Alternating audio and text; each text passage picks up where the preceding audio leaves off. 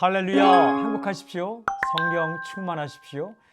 에베소 2장 1절부터 10절까지가 오늘 묵상 본문입니다. 그 가운데 8절과 9절 말씀.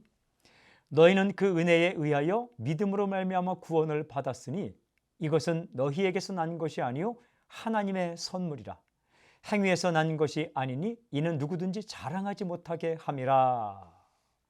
방금 읽은 구절을 관찰하면 우리 인생 가운데 일어난, 또 이 역사상에 일어난 굉장히 중요한 사건 하나를 기록합니다. 바로 구원이라는 말입니다. 엄청난 사건입니다. 구원. 죄악에 빠져있던 인간이 구출된 사건. 놀라운 사건입니다. 근데 이 사건이, 구원 사건이 어떻게 일어났는가? 아주 중요한 단어가 나오죠. 은혜. 은혜란 값없이 공짜로라는 말입니다. 값을 치르지 않았다는 말씀이 아니라 우리가 값을 치르지 않았다는 것이죠. 예수님께서 값을 치르셨습니다. 근데 우리는 값을 치르지 않고 은혜로 구원을 얻게 되었다. 그렇다면 한 가지 조건, 무엇으로 구원을 얻었나요? 믿음으로라고 기록됐습니다.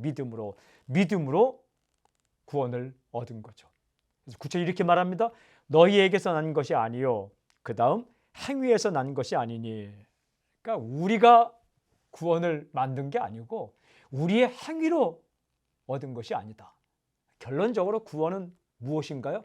이렇게 표현되어 있죠. 하나님의 선물. 선물입니다. 하나님께서 우리에게 거저 주신 선물입니다. 은혜입니다. 그래서 우리 어떻게 해야 될까요?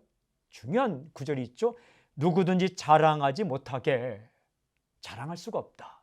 구원 받은 것을 자랑하지 못한다는 게 아니라 내가 이렇게 해서 나 정도 되니까 라고 교만하거나 자랑할 수 없다라는 거예요.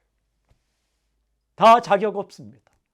은혜로, 선물로, 주님의 은혜로, 주님의 피값으로 얻게 된 것이죠. 오늘 메시지, 구원은 은혜로 받은 하나님의 선물이다. 구원은 은혜로 받은 하나님의 선물이다. 아멘. 당신의 행위로 받은 게 아닙니다.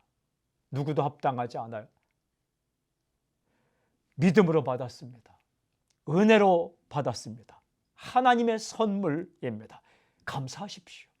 오늘 당신의 구원에 대한, 구원 사건에 대한 감사와 감격과 찬양이 흘러 넘치길 바랍니다.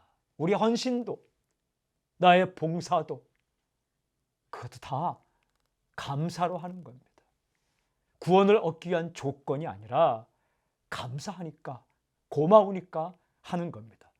요즘 일하면서 마음이 낙심되고 다운되고 화가 치밀어 오르고 서운함 감정으로 가득 차 있는 사람이 있습니까? 나를 구원하신 주님의 은혜에 대한 감사와 감격이 회복되길 바랍니다. 그러면 넉넉히 그 일을 감사함으로 아름답게 감당할 수 있을 것입니다. 오늘 저 경기도 구원에 대한 감사와 감격이 살아있게 해 주십시오. 아멘. 하나님, 구원의 즐거움이 깨어지지 않도록, 구원에 대한 감사가 흐려지지 않도록 우리 마음을 붙잡아 주십시오. 예수님의 이름으로 기도합니다. 아멘.